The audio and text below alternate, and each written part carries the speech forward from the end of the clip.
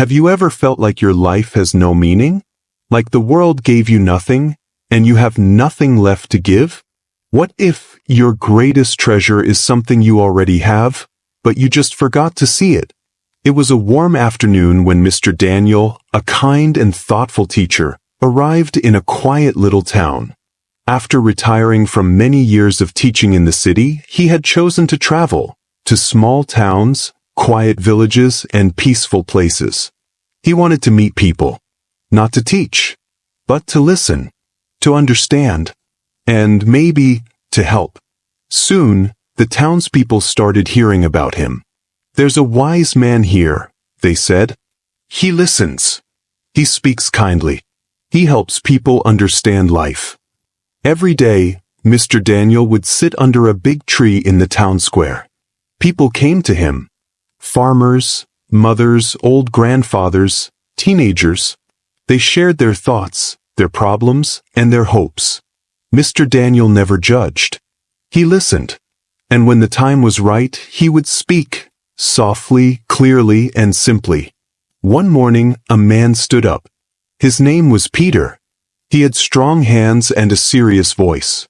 He said, "Mr. Daniel, we are simple people here. We work hard. We don't complain much. We're thankful for what we have. But there's one man in our town. His name is Mark. He never works. He blames everyone.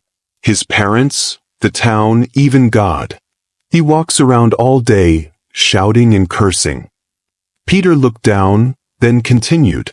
"When we try to help him, he yells at us. We don't know what to do anymore." Mr. Daniel smiled gently. "Please bring him here." The villagers looked unsure. One woman said, "He is rude. He may insult you." Another added, "He trusts no one." But Mr. Daniel only nodded. "Tell him I might have a solution, and that I will listen." So they went. Mark was in his 30s. His hair was messy. His clothes were old. His eyes were full of anger and pain. When they asked him to come, he shouted, "Why? So some old man can tell me to pray more? No thanks." But when someone said, "He might help with your money problems," Mark paused. Money. That word always caught his attention.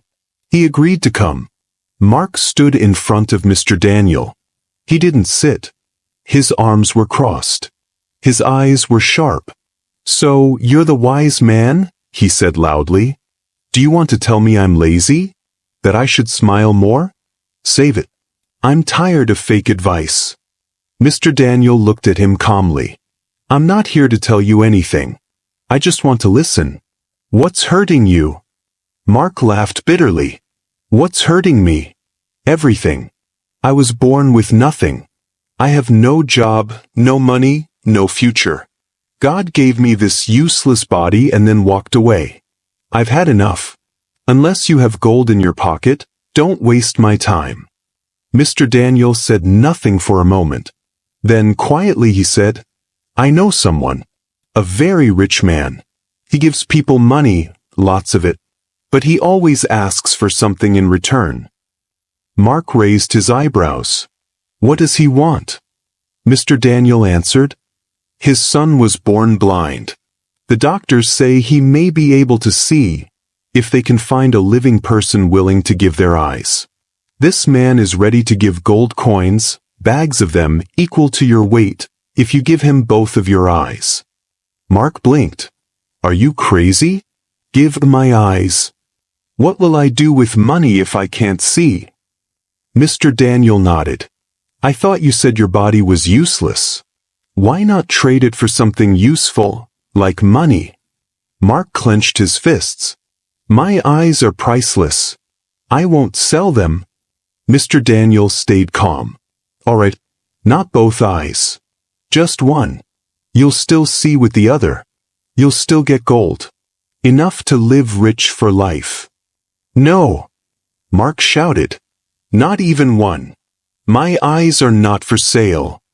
Daniel looked at him and said, "A few moments ago, you called your body worthless. But now, you say your eyes are priceless. Your eyes are part of your body. If they are precious, then how can your body be worthless? Mark opened his mouth, then closed it. He looked away. His face turned red, then pale, then quiet. Mr. Daniel stepped closer. My friend, you are not poor because you don't have money. You are poor because you don't know your value. Mark's arms dropped. He sat down slowly. Mr. Daniel continued. You say life gave you nothing. But look, your eyes see. Your hands move. Your heart beats. You are alive. You are not empty. You are full of gifts that you forgot to see. Mark looked down at his hands. Tears slowly filled his eyes. I didn't know, he whispered. I thought I had nothing. Mr. Daniel nodded. Many people think that, because when something is free, we forget its value. The villagers were silent. They had all heard the truth. Daniel spoke again. If your eyes are priceless, your voice is priceless. Your mind, your choices, your life. This body is not something to curse. It is something to use, with kindness, with purpose. Mark wiped his tears. I've wasted so much time. Mr. Daniel smiled. Then don't waste today. From that day on, Mark changed. He didn't become rich, but he became something more important. He became grateful. He found work. He helped others. He listened. Sometimes he sat under the same tree. And when people asked him for advice, he said, I once thought my life was worthless. But then, someone helped me see again.